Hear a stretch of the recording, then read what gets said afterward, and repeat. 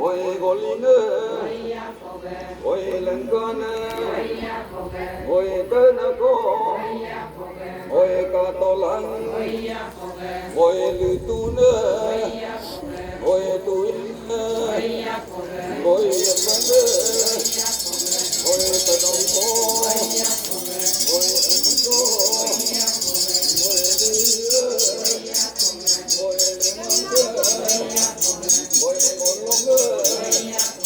ôi ngôn nơ ôi lần con ôi đôn nơ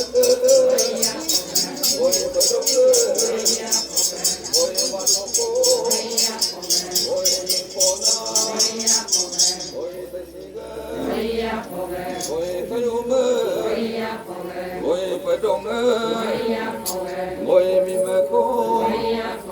ôi văn cơ ôi cô đu nơ ôi đủ cưng ôi vùng con ôi đất lô mông cô ôi cái tơ ôi phải đô tơ ôi ông tơ ôi văn cơ ôi cô đô cơ ôi xeo cơ ôi bằng lên tay ôi ông cơ ôi đi ngơ ôi xì phi ngơ ôi đêm ôi văn cơ ôi con mừng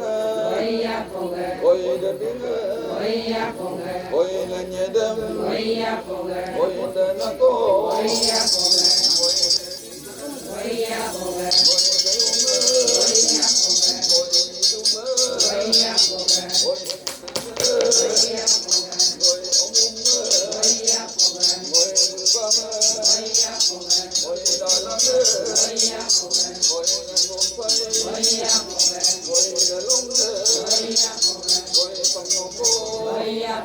ôi gây nơ ôi đi du mơ ôi mi tơ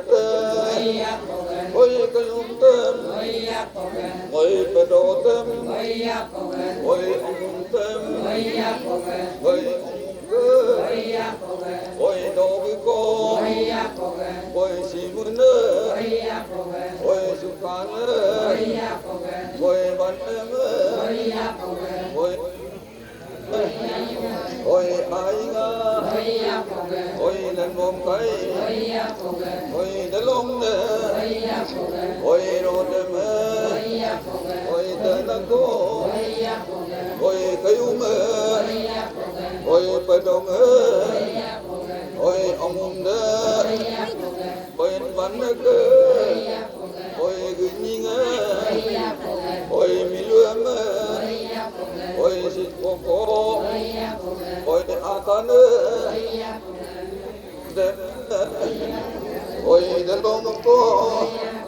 ôi a cô ôi đa lông ôi rô đêm ôi a đi cô ôi đi bờ cô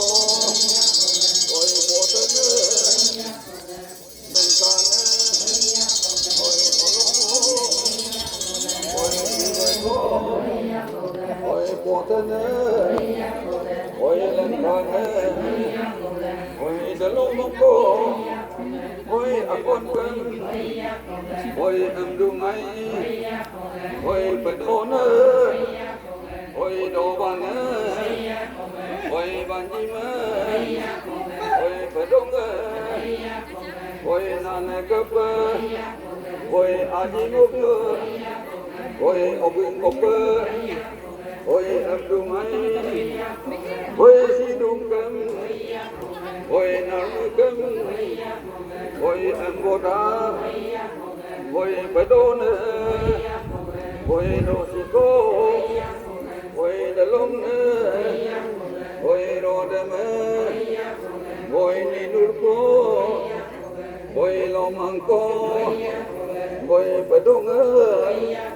ôi nàn cơ ôi a di bô lung ôi ông cơ ôi em cô ra ôi a cô ga cơ đưa